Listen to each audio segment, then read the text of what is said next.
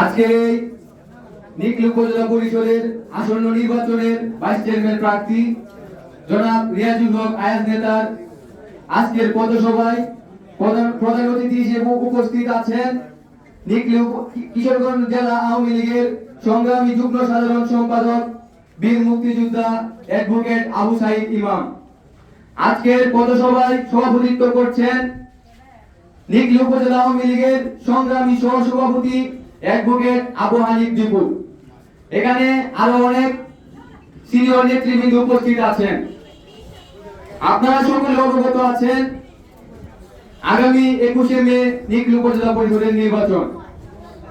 আমার পিতা জনাব রিয়াজুল হক আয়াজ নেতা এই পদে ভাইস চেয়ারম্যান পদে পুনরায় প্রার্থী হয়েছেন।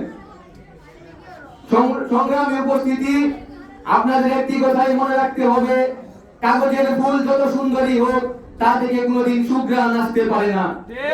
সুঘ্রাণ আসে প্রকৃত ফুল থেকে, আর এই প্রকৃত ফুলকে সেটা আপনারা ইতিমধ্যে বুঝে গিয়েছেন। আমার আর নতুন করে বলার কিছু নেই।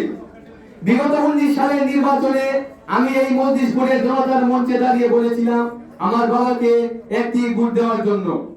আপনারা সেই নির্বাচনে আমাদের বিপুল ভোটে পাস করিয়েছিলেন এবং পাস করার পরে আমার বাবার কাজের পরিধি অনেক বেড়ে যায়। আপনারা আপনার ভোট আপনি দেবেন, যাকে খুশি তাকে দেবেন, এটাই হচ্ছে নীতি। কিন্তু দেওয়ার আগে শুধু বিবেকের কাছে একবার প্রশ্ন করবেন, বিগত 5টি বছর জনগণের কল্যাণে নিজেকে পুরোপুরি ভাবে উজাড় করে দেওয়া ব্যক্তিকে ভোট দিবেন কিনা, এটা আপনারা শুধু বিচার করবেন। আমি আবারও একটি কথা বলতে চাই, মজলিসপুরবাসী গতবার যেভাবে আমাদের বিপুল ভোটে বিজয় করেছিলেন, সে বিজয়ের ধারাবাহিকতায় আমার বাবাকে আপনারা রাত দিন 24 ঘন্টা, সপ্তাহে 7 দিন, মাসে 30 দিন পেয়েছেন। এই মজলিসপুর বাজারে কম করে হলেও 5 বছরে 50 দিন সে এসেছে।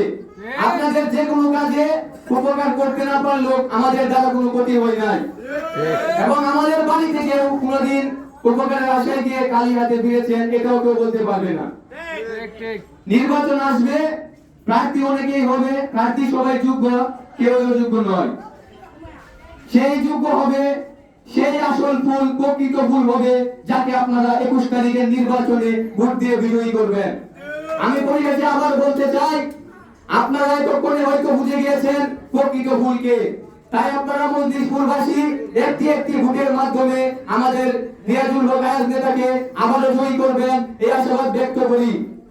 আমাদের দ্বারা আপনাদের উপকার না হলে কখনো ক্ষতি হবে না, এই জিনিসটি মাথায় রাখবেন। পরিশেষে আবারও আমার বাবার জন্য ঘুরছে, আমি আমার সংক্ষিপ্ত বক্তব্য এখানে শেষ করছি।